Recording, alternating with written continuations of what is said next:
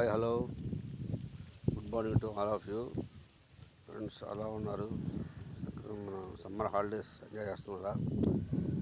మరి ఈరోజు నేను మాట్లాడుకున్న అంశం ఏంటంటే, మరి మనం అనుకుంటూ ఉంటాం దేవుడు లేడు దెయ్యం, కొన్ని కొన్ని సందర్భాల్లో దేవుడు లేడు దెయ్యం లేడు అన్నీ ఒకటే మనకుంటాం. కానీ నేనేమనుకున్న పర్సనల్ ఎక్స్పీరియన్స్ ఏంటంటే, మరి మనం దేవుడు మనకు ఉన్నాడు, దేవుడు మనకు తోడుగా ఉన్నాడు అనుకుంటేనే మనకి చాలా మేలుగా ఉంటుంది. అలా కాకుండా ఏం లేదనుకున్నప్పుడు మనం విచ్చలవిడితనానికి అలవాటు పడిపోతాం అనమాట. కాబట్టి నేను ఇచ్చే సలహా ఏంటంటే, అందరం కూడా మనం ఒక భయభక్తిలో, అంటే మనం పేరెంట్స్కి మనం రెస్పెక్ట్ ఇవ్వాలి, వాళ్ళని గౌరవించాలి, మన భయభక్తులు చూపాలి.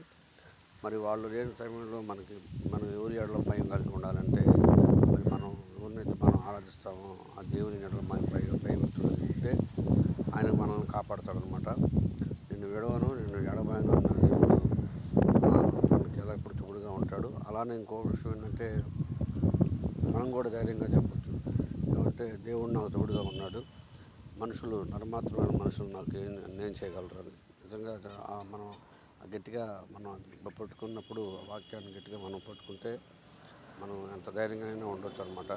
ఎంత నిరాశ నిస్పృహలు ఉన్నప్పుడు, చాలాసార్లు మనం చాలా సమస్యలు ఉన్నప్పుడు కూడా మరి